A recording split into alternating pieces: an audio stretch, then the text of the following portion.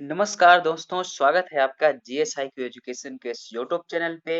NCERT सार संग्रह का ये एनवायरनमेंट एंड इकोलॉजी का एक वीडियो ऑलरेडी अपलोड किया जा चुका है। ये दूसरा और कोशिश करेंगे कि ये दूसरा और आखिरी वीडियो हो। एनवायरनमेंट एंड इकोलॉजी का ये दूसरा पार्ट में हम कोशिश करेंगे कि पूरे टॉपिक को इसी में कवर कर दिया जाए। वीडियो थोड़ा लंबा होगा तो आप लोग वीडियो के अंत तक बने रहिएगा और इसको एक से दो बार कम से कम 2 बार देख लीजिएगा तो हमेशा के लिए याद हो जाएगा। ये जो बहुत ही अच्छी पुस्तक अभी मार्केट में आई हुई है जिसका नाम है महेश कुमार बर्णवाल की एनसीईआरटी सार संग्रह, जो 6 क्लास से लेकर के 12 क्लास तक के सारे प्रश्नों को संकलित किया गया है और ऐसे प्रश्न एग्जाम में पूछे जाते हैं और पूछे जाने की संभावना भी है। तो चलिए, और पिछले वीडियो में हम लोगों ने राज्य और राष्ट्रीय उद्यान, वन्य जीव अभयारण्य और टाइगर रिजर्व से संबंधित प्रश्नों को देखा था। आप लोगों ने उसको नहीं देखा है तो जाइए, डिस्क्रिप्शन बॉक्स में मिल जाएगा, लिंक मिल जाएगा प्लेलिस्ट का, वहां से देख सकते हैं। और आज हम लोग फिर क्या करेंगे, इस दूसरे भाग में हम कोशिश करेंगे कि इसी भाग में पूरे टॉपिक को कवर कर दे, यानी कि ये इन्वायरमेंट एंड इकोलॉजी का ये लास्ट पार्ट हो। तो चलिए बिना देरी किए शुरू करते हैं आज की टॉपिक इन्वायरमेंट इन इकोलॉजी में राष्ट्रीय उद्यान, वन्य जीव अभयारण्य और टाइगर रिजर्व और किस राज्य में है। तो वीडियो शुरू करने से पहले एक रिक्वेस्ट है कि अगर इस चैनल पे आप नए हैं तो आप चैनल को सब्सक्राइब कर लीजिए और बेल आइकन को प्रेस कर दीजिएगा। डिस्क्रिप्शन से टेलीग्राम लिंक को जरूर ज्वाइन कर लें ताकि जो भी नोटिफिकेशन आप लोगों को अपडेट है जो भी, वो सबसे पहले आपके पास पहुंच जाए। तो चलिए फिर वीडियो शुरू करते हैं। देखते हैं कि राज्य है, राष्ट्रीय उद्यान है, वन्य जीव अभयारण्य है और टाइगर रिजर्व है। तो तेलंगाना की बात करते हैं। तो तेलंगाना में है का सुब्रह्मण्यानंद रेड्डी, महावीर हरिना वनस्थली, मुग्रा वनी। ठीक है। वन्य जीव अभयारण्य की बात करें तो नागार्जुन सागर, प्राणहिता, किन्नेरसानी। और टाइगर रिजर्व कौन कौन सा है, तो कवल है, अमरावाद है। तमिलनाडु की बात करें तो इंदिरा गांधी, जो अन्नामलाई, मुदुमलाई, पालनी पहाड़ियां, गिंडी, मुकुर्थी, मन्नार की खाड़ी, सागरीय उद्यान है। ठीक है। वन्य जीव अभयारण्य में कोड़ाई कनाल, पॉइंट कैलीमार, पुलिकट झील, सत्यमंगलम, कालाकाड़, वेथांगल, वेलानाडु और मुदुमलाई है। ओके। टाइगर रिजर्व की बात करें तो कलक्कड़ है, मुंडन थुरई है, अन्नामलाई है, मुदुमलाई और सत्यमंगलम है। नेक्स्ट देखते हैं कि आंध्र प्रदेश राज्य में राष्ट्रीय उद्यान जो है राजीव गांधी, जिसको रामेश्वरम के नाम से जाना जाता है, पापी कोंडा है और श्री वेंकटेश्वर है। वन्य जीव अभयारण्य में कोरिंगा है, कोलेरू है, पुलिकट, नागार्जुन सागर, श्रीशैलम है। ओके। टाइगर रिजर्व में नागार्जुन सागर, श्रीशैलम है, सबसे बड़ा क्षेत्रफल में यही है। नेक्स्ट देखते हैं कि छत्तीसगढ़ में इंद्रावती है और फिर से जिसको कुतरू के नाम से जाना जाता है, कांगेर घाटी है, गुरु घासीदास टाइगर रिजर्व है। ये पूछा गया है प्रश्न, गुरु घासीदास टाइगर रिजर्व जो है कहाँ पे है, तो छत्तीसगढ़ में है। अचानकमार वन्य जीव अभयारण्य और सीता नदी है। इंद्रावती, उदंती, सीता नदी, अचानकमार जो है ये जो है आपका टाइगर रिजर्व है। नेक्स्ट देखते हैं कि उड़ीसा की अगर बात करें हम तो उड़ीसा में भितरकनिका सिमलीपाल है, भितरकनिका चिल्का गहिरमाथा है, उसके बाद से सप्तकोशिया है, सप्तकोशिया गॉर्ज है, सिमलीपाल और टाइगर रिजर्व सिमलीपाल, सप्तकोशिया और गॉर्ज है। पश्चिम बंगाल में वन्य जीव अभयारण्य की बात करें हम तो बुक्सा है, गोरुमरा है, नेवरा वैली है, सिंगालीला है, सुंदरबन है, जल्दापाड़ा है, चपरामारी है, वल्लभपुर है और सुंदरबन बक्सा है। त्रिपुरा में क्लाउडेड लेपर्ड है, वाइसन है, राजभरी है, गुप्ती और सिपाही जाला है और टाइगर रिजर्व कोई नहीं है। ओके। नेक्स्ट है कि मिजोरम में मुरलेन है, फोंगपुई है, नीला पर्वत जिसको नाम से जाना जाता है, दंपा है, थुरांटलंग है और दंपा है। मणिपुर में केबो लामजोय सिरोही है। उसके बाद से फिर यहाँ पे कोई वन्य जीव अभयारण्य कोई नहीं है और टाइगर रिजर्व भी कोई नहीं है। ठीक है। नेक्स्ट देखते हैं नागालैंड की बात करें अगर, नागालैंड में राष्ट्रीय उद्यान, और एक मिनट थोड़ा सा इसको जूम आउट करते हैं। हाँ, नागालैंड में है इटांकी है, उसके बाद से फाकिम है, उसके बाद से नामदफा है, माउलिंग है और पपुई है, सेसा है, आर्किड है और नामदफा पक्की कमलांग जो है वहां का टाइगर रिजर्व है। ठीक है। नेक्स्ट अगर असम की बात करें तो असम में जो राष्ट्रीय उद्यान है तो ये आता है आपका डिब्रू सैखवा, काजीरंगा, मानस, राजीव गांधी, ओरांग और नामेरी। और वहीं आपसे अगर वन्य जीव अभयारण्य की बात करें तो दीपोर बिल है, पूर्वी कार्बी एंगलोंग है और लाकोवा है। टाइगर रिजर्व में मानस, नामेरी, काजीरंगा और ओरांग है। सिक्किम में अगर हम बात करें राष्ट्रीय उद्यान की तो कंचनजंगा राष्ट्रीय उद्यान है, और अगर बात करें हम वन्य जीव अभयारण्य की तो कीताम और पांगोलंगलखा है, और टाइगर रिजर्व कोई नहीं है। मेघालय की बात करें अगर राष्ट्रीय उद्यान की तो वल्फक्रम है, नोकरेक रीज है जिसको गारो की पहाड़िया में है। उसके बाद से अगर वन्य जीव अभयारण्य की बात करें तो नोंगखैलम है, सिंजू है, बांगमरा है और पिंचर प्लांट है। टाइगर रिजर्व कोई नहीं है। ओके, नेक्स्ट देखते हैं झारखंड में अगर हम राष्ट्रीय उद्यान की बात करें तो बेतवा राष्ट्रीय उद्यान है, और वन्य जीव अभयारण्य की बात करें तो डालमा, गौतम बुद्ध, हजारीबाग, पारसनाथ, पलामू, पोपोचंची और पलामू जो है केवल टाइगर रिजर्व है। ठीक है, नेक्स्ट देखते हैं बिहार की अगर बात करें तो बिहार में जो राष्ट्रीय उद्यान है वो वाल्मीकि नगर है। ठीक है, वाल्मीकि। और अगर वन्य जीव अभयारण्य की बात करें तो भीम बांध है, गौतम बुद्ध है, कांवर झील है जो कैमूर में है, वाल्मीकि कांवर झील कैमूर, वाल्मीकि विक्रमशिला जो गंगा डाल डॉल्फिन है वो है, और वाल्मीकि जो है वो टाइगर रिजर्व है। उत्तर प्रदेश की अगर राष्ट्रीय उद्यान की बात करें तो दुधवा राष्ट्रीय उद्यान है। अगर वन्य जीव अभयारण्य की बात करें तो वखीरा है, कैमूर, महावीर स्वामी, राष्ट्रीय चंबल, ओखला और पटना है, और दुधवा और पीलीभीत जो है ये टाइगर रिजर्व है। आगे देखते हैं हम मध्य प्रदेश की अगर बात करें तो मध्य प्रदेश में जो है वो राष्ट्रीय उद्यान जो है बांधवगढ़ है, फॉसिल है, मंडला, कान्हा, माधव, इंदिरा प्रियदर्शनी, पेंच है, पन्ना, संजय और सतपुड़ा है। 9 राष्ट्रीय उद्यान है यहाँ पे। और वन्य जीव अभयारण्य की बात करें तो बोरी, गांधी सागर, राष्ट्रीय चंबल, पन्ना, रातापानी, सोन और घड़ियाल है। और वहीं टाइगर रिजर्व की बात करें तो पन्ना है, कान्हा है, सतपुड़ा है, बांधवगढ़ है, संजय दुबरी और पेंच है। अंडमान एवं निकोबार में 9 राष्ट्रीय उद्यान है, तो कौन कौन है? कैंपबेल है, गलाथिया है, महात्मा गांधी मरीन है, उत्तरी बटन द्वीप है, मध्य बटन द्वीप है, माउंट हैरियट है, रानी झांसी मरीन सैंडल पीक है, और टर्टल द्वीप, बैरन द्वीप सर्वाधिक 96 वन्य जीव अभयारण्य है। दिल्ली की अगर बात करें हम तो दिल्ली में केवल एक ही वन्य जीव अभयारण्य है, असोला भाटी, जिसे इंदिरा प्रियदर्शनी के नाम से जाना जाता है। एक बहुत ही इंपॉर्टेंट यहाँ पे पॉइंट है, फैक्ट्स है कि प्रोजेक्ट टाइगर 1973 में, प्रोजेक्ट एलिफेंट 1992 में तथा इंडियन राइनो विजन 2020 को 2005 में प्रारंभ किया गया था। ओके, आगे देखते हैं हम, तो आगे देखेंगे यूनेस्को की सूची में शामिल जैव मंडल आरक्षित क्षेत्र कौन कौन से हैं, तो इसको एक बार देख लीजिए। तो यूनेस्को द्वारा नीलगिरी जो है वो नीलगिरी की पहाड़ियां जो है राज्य है केरल, तमिलनाडु और कर्नाटक में है, और सम्मिलित 2000 ईस्वी में इसको सम्मिलित किया गया। मन्नार की खाड़ी को तमिलनाडु राज्य में है, 2001 में शामिल किया गया। सुंदरबन पश्चिम बंगाल में 2001 में शामिल किया। नंदा देवी जो उत्तराखंड में 2004 में शामिल किया। नौकरेक जो है वो मेघालय में है, 2009 में शामिल किया गया। पंचमढ़ी जो मध्य प्रदेश में है वो 2009 में शामिल किया गया। सिमलीपाल उड़ीसा में है 2009 में। अमरकंटक और अचानकमार मध्य प्रदेश में है, और अचानकमार जो है छत्तीसगढ़ में 2012 में शामिल किया गया। ग्रेट निकोबार है अंडमान निकोबार द्वीप समूह में है, और ये 2013 में शामिल किया गया। नेक्स्ट देखते हैं कि अगस्त मलाई जो है वो अगस्त मलाई जो है आपका वो तमिलनाडु में है, 2016 में शामिल किया गया। कंचनजंगा है सिक्किम है, 2018 में शामिल किया गया। आगे देखते हैं हम कि भारत में प्रथम जैव मंडल, प्रश्न है भारत में प्रथम जैव मंडल आरक्षित क्षेत्र कहाँ स्थापित किया गया था, तो नीलगिरी वर्ष 2000 में शामिल किया गया।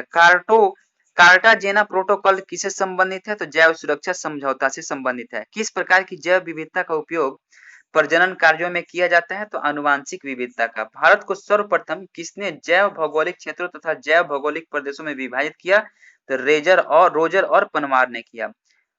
अरीवादा क्या है? अरीवादा जो है कछुओं की कुछ प्रजातियों की व्यापक घोषणा प्रक्रिया है। पर्यावरण संरक्षण हेतु वर्ष 1961 में स्थापित वर्ल्ड वाइड फंड का मुख्यालय कहाँ स्थित है, तो ओस्लो नॉर्वे में स्थित है।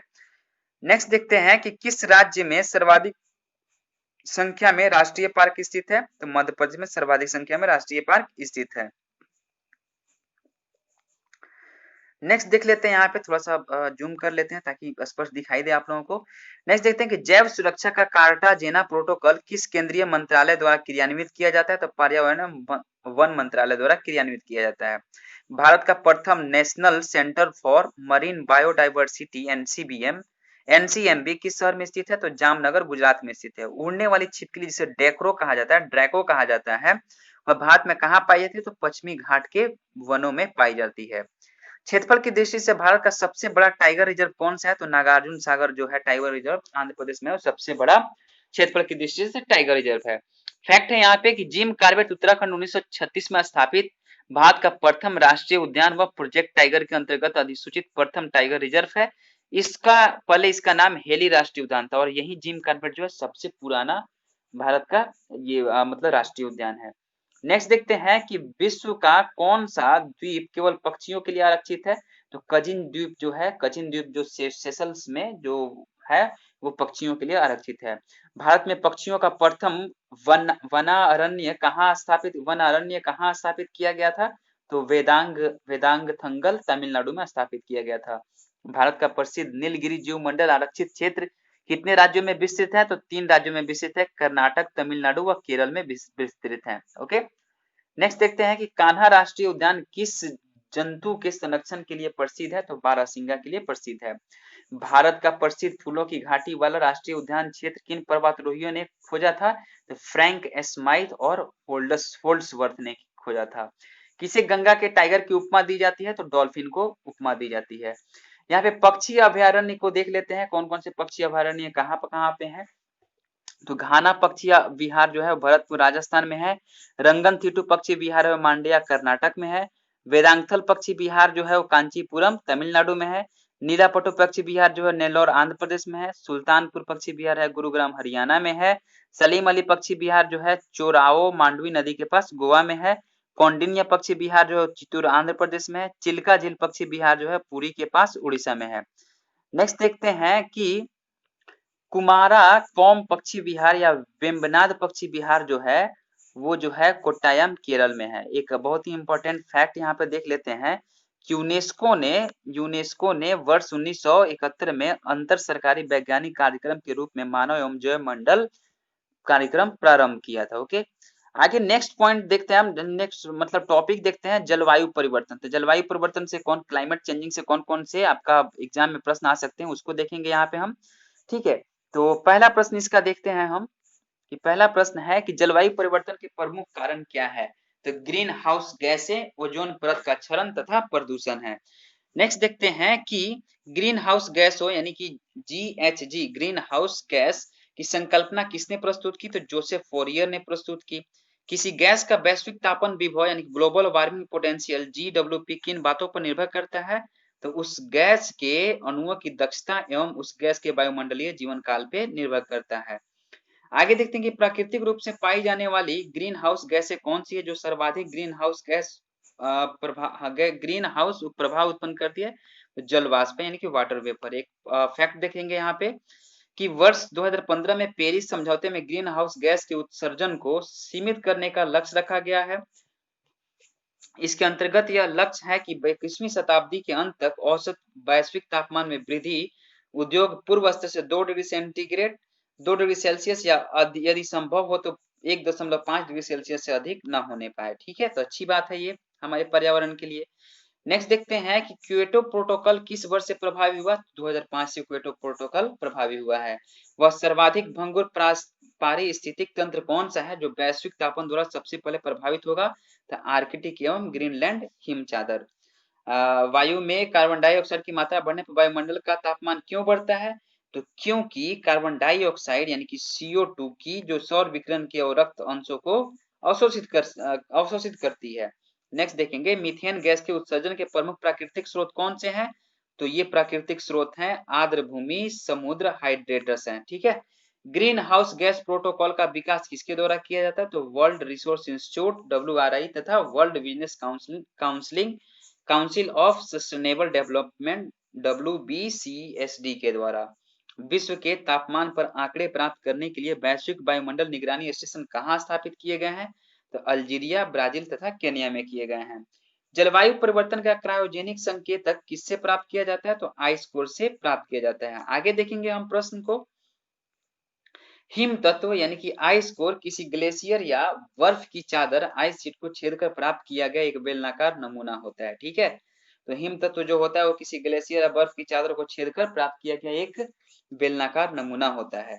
नेक्स्ट क्वेश्चन देखेंगे कि वैश्विक जलवायु परिवर्तन के संदर्भ में कौन सी पद्धतियां मृदा में कार्बन प्रच्छादन या संग्रहण में सहायक है? तो समोच्च बांध यानी कि कंटोर बाउंड, अनुपद सस्यन एवं शून्य जुताई। किसी अंतरराष्ट्रीय सम्मेलन में हरित जलवायु कोष ग्रीन क्लाइमेट फंड जीसीएफ के गठन का प्रावधान किया गया था, तो कानकुन सम्मेलन में मैक्सिको वर्ष 2010 में। नेक्स्ट देखेंगे कि हरित जलवायु कोष जो है ग्रीन क्लाइमेट फंड के गठन का क्या उद्देश्य था? तो विकासशील देशों को जलवायु परिवर्तनों का सामना करने हेतु अनुकूलन और न्यूनीकरण पद्धतियों में सहायता देना था।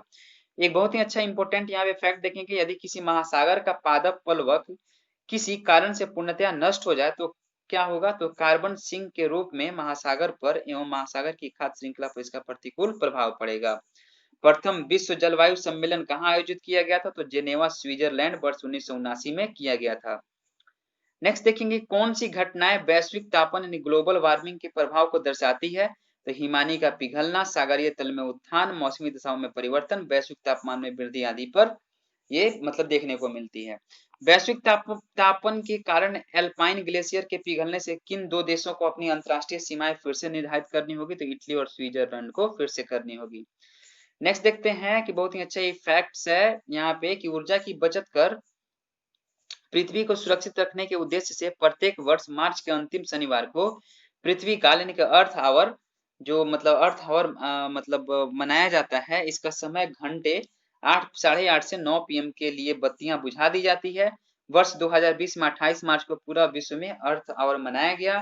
इससे 187 देशों को 7000 से अधिक देशों ने भाग लिया। Green green group world wide fund for nature द्वारा आयोजित यह अर्थ आवर का 14वां संस्करण था। इसका विषय था जलवायु परिवर्तन, क्लाइमेट चेंज। ठीक है, आगे देखते हैं कि भारत ने क्योटो प्रोटोकॉल की द्वितीय प्रतिबद्धता अवधि पर अपनी सहमति कब प्रदान की? तो 8 अगस्त 2017 को की। आईपीसीसी यानी कि inter governmental panel on climate change की पहली रिपोर्ट प्रकाशित कब हुई थी? तो वर्ष 1990 में हुई थी। एक यहाँ पे फैक्ट देखें कि भूटान एक कार्बन निगेटिव देश है। यहाँ प्रति वर्ष वायुमंडल से 6 मीट्रिक टन कार्बन अवशोषित होता है। ठीक है, अवशोषित करता है। ओके, आगे वाला बहुत ही अच्छा एक टॉपिक है कि ओजोन परत क्षरण एवं प्रदूषण। ठीक है, तो ओजोन परत वायुमंडल के किस स्तर में स्थित होती है? तो समताप मंडल में स्थित होती है। ओजोन परत पृथ्वी से कितनी ऊंचाई पर स्थित है? 20 से 35 किलोमीटर पर स्थित है। वर्ष 2005 में तिब्बत के पठार के ऊपर ओजोन आभा मंडल की खोज किसने की? तो GW केंटमूर ने की। अंटार्कटिका के ऊपर ओजोन छिद्र की खोज किसने की? तो ब्रायन गार्डिनर तथा जोनाथन सैंकलिन ने की। नेक्स्ट देखते हैं कि मॉन्ट्रियल प्रोटोकॉल, एक मिनट थोड़ा सा जूम कर देते हैं। मॉन्ट्रियल प्रोटोकॉल किस पर्यावरणीय समस्या से संबंधित है? तो ओजोन परत के क्षय के रोकने से संबंधित है। ओजोन परत को किस इकाई में मापा जाता है? तो डॉप्सन इकाई में, डॉप्सन यूनिट यानी कि DU में मापा जाता है। ओजोन परत के क्षरण के लिए कौन सी गैसें उत्तरदायी हैं? तो CFC यानी कि क्लोरो, फ्लोरो और कार्बन। ठीक है, हेलोजन है, नाइट्रस ऑक्साइड है, ट्राइक्लोरोएथिलीन है, हेलोन है 1211 और 1301 आदि है। आगे देखते हैं, ऐसे पदार्थ जो ओजोन की परत को कम से कम हानि पहुंचाते हैं, ओजोन अनुकूल प्राप्त पदार्थ ओजोन फ्रेंडली सब्सटेंस यानी कि OFS कहलाते हैं। भारत के श्रीनगर में ओजोन परत की मोटाई सर्वाधिक एवं त्रिवेंद्रम में सबसे कम है। सितंबर से अक्टूबर माह के मध्य ओजोन परत की मोटाई में अधिक कमी आती है। नेक्स्ट देखेंगे कि वायु में तैरते हुए श्वसनीय सूक्ष्म कणों का आकार कितना होता है? तो 5 माइक्रोन से कम होता है। नेक्स्ट देखेंगे कि मानव जनित पर्यावरणीय प्रदूषण को क्या कहा जाता है? तो एंथ्रोपोजेनिक कहा जाता है। जैव निम्नीकरणीय रहित प्रदूषक पर्यावरण में किस प्रकार प्रवेश करते हैं? तो मानव जनित प्रदूषण के कारण प्रवेश करते हैं। वे वायु प्रदूषक जो प्रदूषक स्रोत से सीधे वायु में मिलते हैं क्या कहलाते हैं? तो प्राथमिक प्रदूषक कहलाते हैं, प्राइमरी पॉल्यूएंट कहलाते हैं। नेक्स्ट देखेंगे कि ऐसे वायु प्रदूषक जो प्राथमिक वायु प्रदूषकों तथा साधारण वातावरणीय पदार्थों की क्रिया के फलस्वरूप उत्पन्न होते हैं क्या कहलाते हैं? तो द्वितीयक वायु प्रदूषक कहलाते हैं। आगे देखते हैं कि परऑक्सीएटिल नाइट्रेट यानी कि PN ओजोन तथा स्मॉग किस प्रकार के प्रदूषक है? तो द्वितीय प्रदूषक है। कौन सा वायु प्रदूषक ऑक्सीजन की अपेक्षा अधिक शीघ्रता से रक्त के हीमोग्लोबिन में घुल जाता है? तो कार्बन मोनोऑक्साइड है, जो मतलब जल्दी से हीमोग्लोबिन में घुल जाता है। नेक्स्ट देखते हैं कि जब अकार्बनिक पोषक जैसे फॉस्फेट तथा नाइट्रेट घुलकर जलीय पारिस्थितिकी तंत्र में आ जाते हैं, तो ये जलीय पारिस्थितिकी तंत्र में किस घटना में वृद्धि करते हैं? तो सुपोषण में वृद्धि करते हैं। वाहनों में पेट्रोल के दहन के परिणाम स्वरूप कौन सी धातु वायु को प्रदूषित करती है? तो लेड करती है। आगे देखेंगे कि ऐसे प्रदूषक जो सूक्ष्म जीवों जैसे कि जीवाणु आदि के द्वारा समय के साथ प्रकृति में सरल हानि रहित तत्वों में विघटित कर दिए जाते हैं, क्या कहलाते हैं? तो जैव विघटित प्रदूषक कहलाते हैं। अम्ल वर्षा यानी कि एसिड रेन के लिए कौन सी गैसें उत्तरदायी है? नाइट्रस ऑक्साइड एवं सल्फर डाइऑक्साइड उत्तरदायी है। नेक्स्ट देखेंगे कि अम्ल वर्षा से मृदा पर क्या प्रभाव पड़ता है? तो मृदा का पीएच मान कम हो जाता है।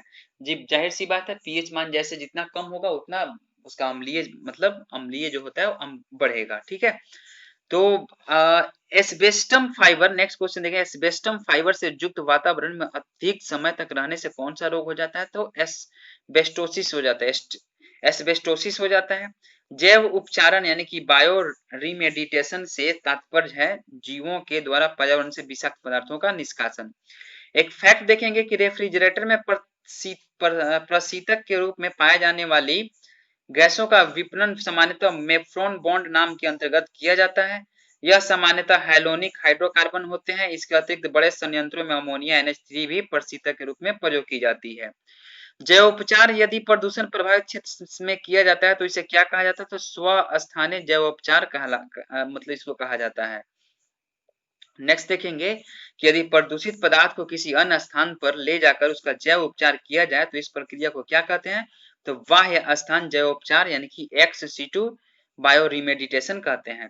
प्रदूषकों को जड़ों व पत्तियों में संग्रहित कर जैव उपचार करना क्या कहलाता है? तो फाइटो निष्कर्षण कहलाता है।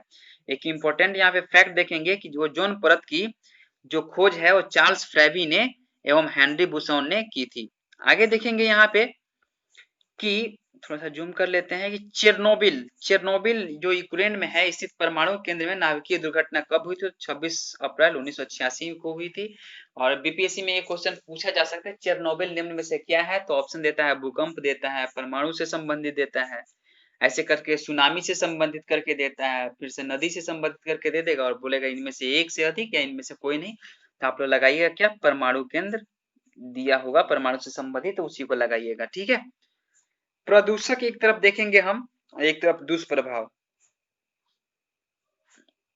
तो कार्बन मोनोऑक्साइड प्रदूषक है, इससे स्वास्थ्य संबंधी रोग होता है। नाइट्रोजन ऑक्साइड से केंद्रीय तंत्रिका तंत्र संबंधी समस्या होती है। धूल कण से यकृत और वृक्क को क्षति पहुंचता है। सीसा से कैंसर होता है। ठीक है, नेक्स्ट देखेंगे कि भारत की कौन सी नदी जो है अपने प्रदूषकों के कारण जैविक मरुस्थल कहलाती है? तो दामोदर नदी अपने प्रदूषकों के कारण जैविक मरुस्थल कहलाती है। पेयजल में नाइट्रेट की मात्रा अधिक होने से बच्चों में कौन सा रोग हो जाता है? तो ब्लू बेबी सिंड्रोम अथवा मिथेनो मिथेनोलोगो मिथेनोग्लोबोनीमिया। ठीक है थोड़ा अजीब नाम है। ठीक है, मिथेनोग्लोबोनीमिया। ठीक है, नेक्स्ट है सिगरेट की धुएं में कौन सा प्रमुख प्रदूषक पाए जाते हैं? तो कार्बन मोनोऑक्साइड व बेंजीन पाए जाते हैं। ग्रीन मफलर किस पर्यावरणीय समस्या से संबंधित है? तो ध्वनि प्रदूषण से संबंधित है। अधूरे प्रज्वलन के कारण कार से कौन सी गैस निकलती है? तो कार्बन मोनोऑक्साइड निकलती है। पॉलीथीन की थैलियों को नष्ट क्यों नहीं किया जा सकता है? तो पॉलीमर से निर्मित होने के कारण उसको नष्ट नहीं किया जा सकता है। भोपाल गैस त्रासदी यूनियन कार्बाइड फैक्ट्री से किस गैस का रिसाव हुआ था? तो मिथाइल आइसोसाइनेट यानी कि MIC का रिसाव हुआ था। इंसिस्टर्स का प्रयोग किसके लिए किया जाता है? तो कूड़े कचरे को जलाने के लिए किया जाता है। भारत में जल प्रदूषण निवारण तथा नियंत्रण अधिनियम किस वर्ष लागू किया गया था? वर्ष 1974 में लागू किया गया था। कौन सा ईंधन न्यूनतम वायु प्रदूषण करता है? तो हाइड्रोजन करता है। सुपरसोनिक जेट विमानों से निकलने वाली कौन सी गैस ओजोन परत को क्षति पहुंचाती है? तो नाइट्रोजन ऑक्साइड जो क्षति पहुंचाती है। पार्थेनियम या मतलब गाजर या घास के पराग कणों से कौन सा रोग हो जाता है? तो चर्म रोग एवं दमा हो जाता है। नेक्स्ट देखेंगे लाइकेन्स किस प्रकार के प्रदूषण के सबसे अच्छे संकेतक होते हैं? तो वायु प्रदूषण के सबसे अच्छे संकेतक होते हैं। नाभिकीय ऊर्जा के उपयोग से किस प्रकार का प्रदूषण होता है? तो उष्मीय प्रभाव प्रदूषण यानी कि थर्मल पॉल्यूशन होता है। नेक्स्ट क्वेश्चन देखते हैं कि इटाई इटाई रोग जो होता है किसके कारण होता है? तो कैडमियम के कारण होता है। सीसा रहित पेट्रोल में उचित ऑक्टेन मान जो होता है प्राप्त करने के लिए क्या मिलाया जाता है? तो बेंजीन, टोल्यून एवं जाइलिन मिलाया जाता है। बेंजीन के कारण कौन सा रोग होने की संभावना होती है? तो रैक कैंसर होने की संभावना होती है। नेक्स्ट देखेंगे कि सिलिकोसिस तथा एस्बेस्टोसिस नामक रोग किस प्रकार के धूल कण से होते हैं? तो सिलिका तथा एस्बेस्टस युक्त धूल कणों के कारण होता है। भूमिगत जल को प्रदूषित करने वाले प्रमुख प्रदूषक तत्व कौन से हैं? तो आर्सेनिक तथा फ्लोराइड हैं। कोयला उद्योग में संलग्न व्यक्तियों को सामान्यतः कौन सा रोग हो जाता है? तो न्यूमोकोनियासिस हो जाता है, न्यूमोकोनियोसिस हो जाता है। नेक्स्ट देखेंगे कि भारत में प्रायः सभी अपमार्जकों में किस पदार्थ की अधिकता पाई जाती है? तो फॉस्फेट की अधिकता पाई जाती है।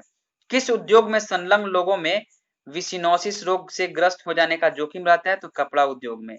जल में कार्बनिक यौगिकों का मापन सामान्यतः किस पद्धति से किया जाता है? तो क्रोमैटोग्राफी से किया जाता है।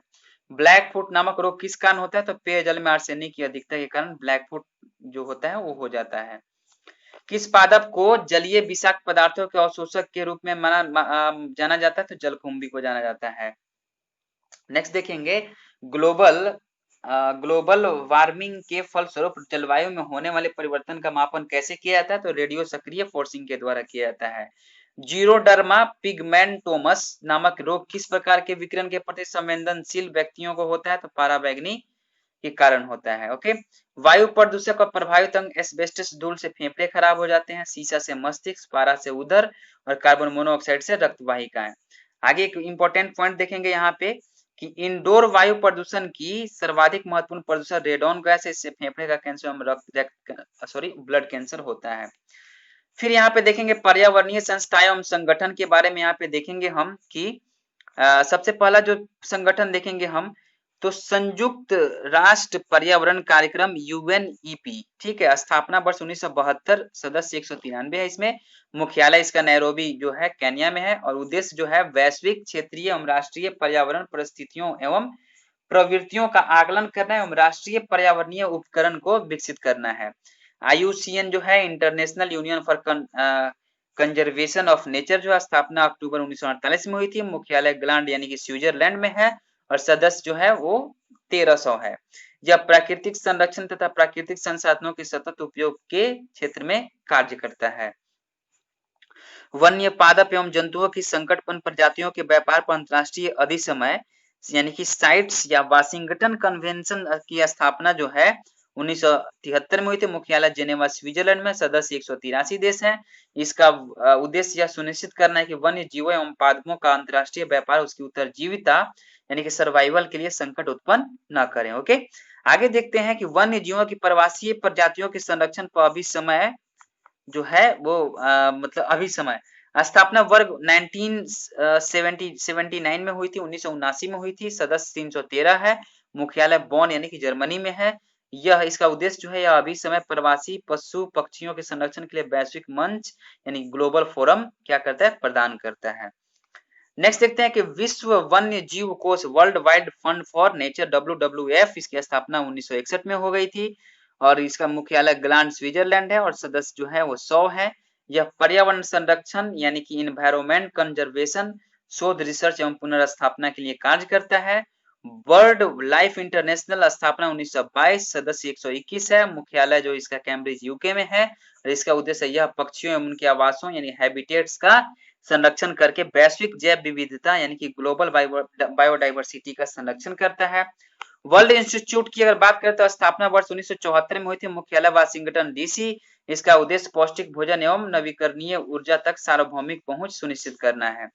ग्रीन पीस की अगर बात करें तो स्थापना 1971, मुख्यालय जो है एम्स्टर्डम नीदरलैंड है। यह वैश्विक पर्यावरणीय मुद्दों जैसे कि जलवायु परिवर्तन, निवर्णीकरण, अनुवांशिकी, अभियांत्रिकी आदि पर ध्यान केंद्रित करता है। वेटलैंड्स इंटरनेशनल की अगर बात करें तो स्थापना 1995 में हुई थी, मुख्यालय जो हो बेंजानिन यानी कि नीदरलैंड में है। यह आर्द्र भूमियों के क्षरण को रोकने एवं नष्ट आर्द्र भूमियों को पुनः पूर्वावस्था में लाने के लिए कार्य करता है। नेक्स्ट देखते हैं कि रॉटरडैम कन्वेंशन जो है उसकी स्थापना वर्ष 1998 में हुई थी। सदस्य 157 है। मुख्यालय रॉटरडैम नीदरलैंड में है। इसका जो उद्देश्य है मानव स्वास्थ्य एवं पर्यावरण को हानिकारक प्रभाव से सुरक्षा हेतु पक्षकार राष्ट्रों के मध्य हानिकारक अपशिष्टों के अंतर्राष्ट्रीय के संबंध में व्यापार पर सहकारी प्रयासों पर बल देना है। नेक्स्ट देखते हैं कि स्टॉकहोम सम्मेलन जो है स्थापना वर्ष 2001 में हुई थी। सदस्य 152 देश है। मुख्यालय जो है स्टॉकहोम जो स्वीडन में है वहां पे है। इसका उद्देश्य जो है यह अनवरत जैविक प्रदूषकों यानी कि परसिस्टेंट ऑर्गेनिक पोल्यूटेंट्स के प्रयोग को समाप्त करने अथवा उन पर प्रतिबंध लगाने के लिए कार्य करता है। ठीक है, आगे हम अब क्या करेंगे ना कि जो भी इन्वायरमेंट एंड इकोलॉजी से जो भी मिसलेनियस प्रश्न है उसको यहाँ पे हम लोग देख लेंगे। ठीक है, तो देखते हैं पहला प्रश्न कौन सा हो सकता है। तो पगमार्क तकनीक का प्रयोग किस लिए किया जाता है? तो वन्य जंतुओं की जनसंख्या के आकलन के लिए किया जाता है।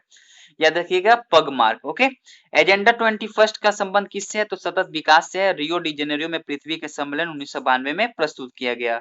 इको मार्क क्या है? तो पर्यावरण अनुकूल उत्पादों को भारत मानक ब्यूरो BIS द्वारा प्रदान किया गया प्रमाणन चिन्ह है। ग्लोबल 500 पुरस्कार किस क्षेत्र में विशेष उपलब्धियों के प्रदान किया जाता है? तो पर्यावरण संरक्षण के क्षेत्र में। आगे देखते हैं कि ग्लोबल 500 पुरस्कार, फैक्ट है कि ग्लोबल 500 पुरस्कार वर्ष 1987 में संयुक्त राष्ट्र पर्यावरण कार्यक्रम UNEP द्वारा स्थापित किया गया था। वर्ष 1987 में अनिल अग्रवाल इन्होंने भारत की पर्यावरणीय स्थिति रिपोर्ट 1982 प्रस्तुत की थी। अनिल अग्रवाल वही है।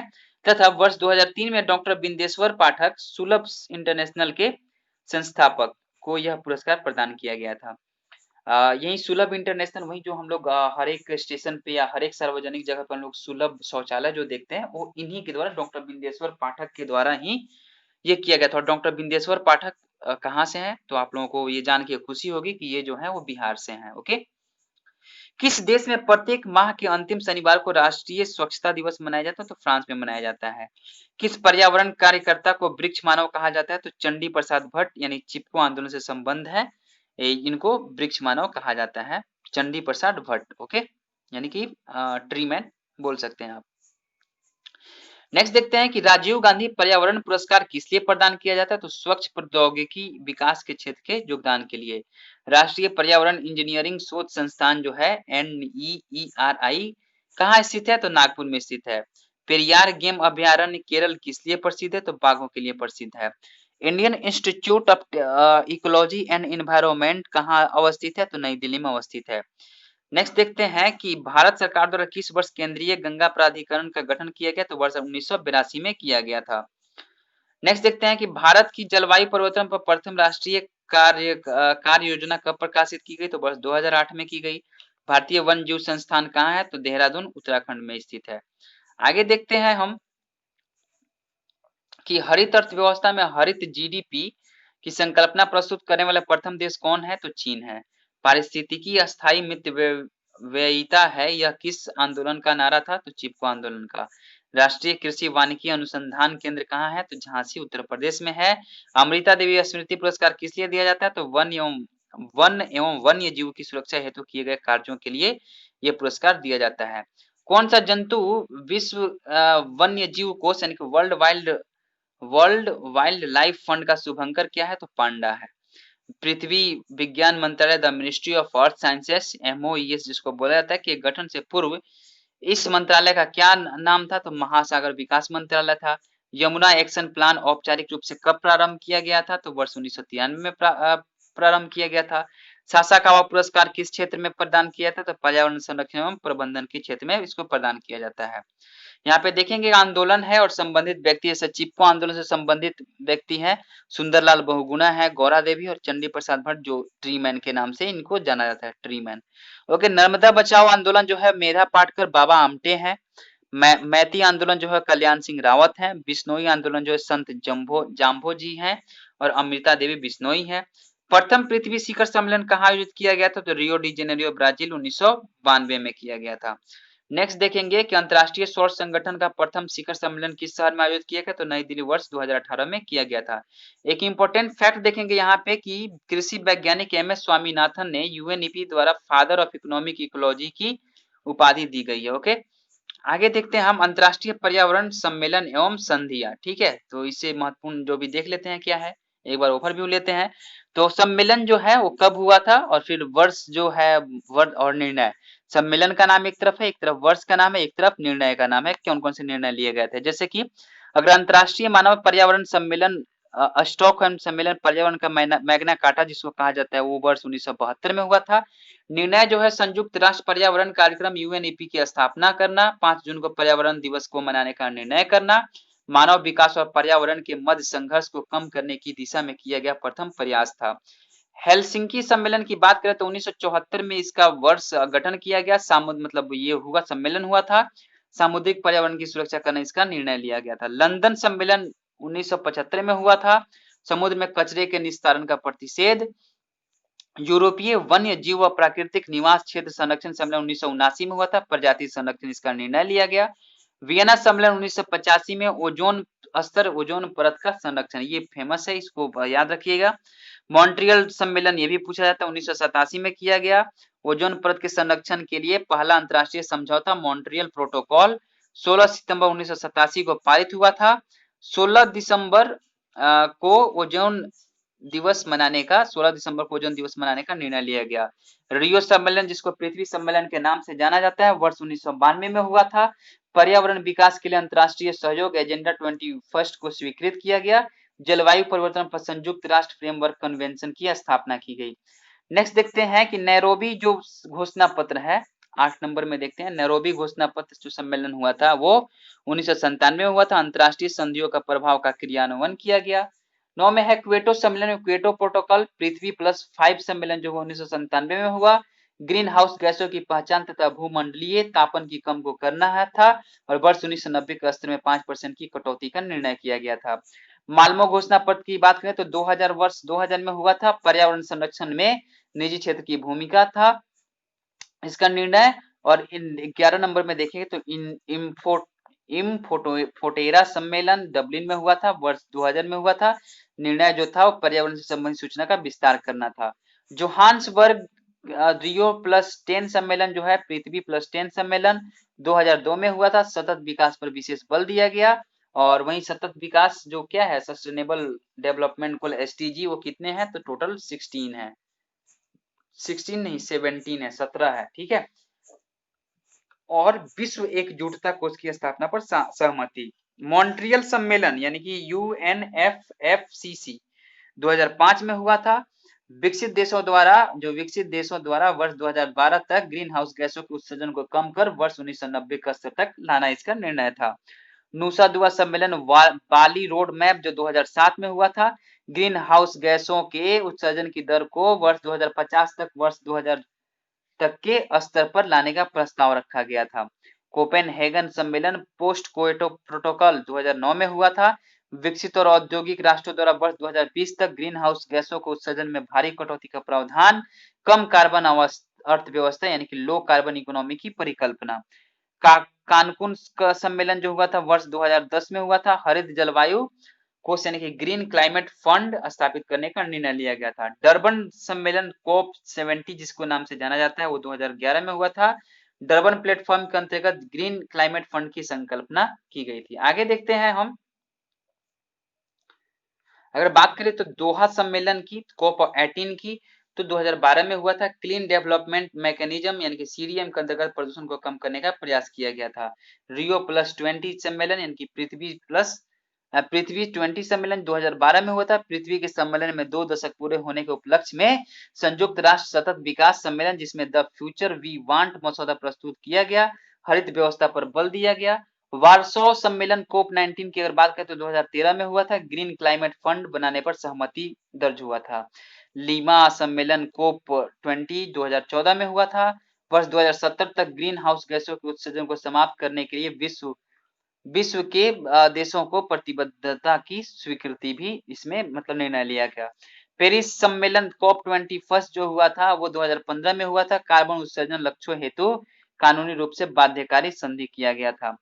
बाब इगली सम्मेलन मोरक्को में हुआ था और मोरक्को COP22 के नाम से जाना जाता है, 2016 में हुआ था। हमारी जलवायु और सतत विकास के लिए माराकेश कार्रवाई की उद्घोषणा की गई थी। बॉन सम्मेलन जो जर्मनी कोप 23 में हुआ था, 2017 में हुआ था, फिजी मोमेंटम फॉर इम्प्लीमेंटेशन प्रस्तुत किया गया था, इसका निर्णय था ये।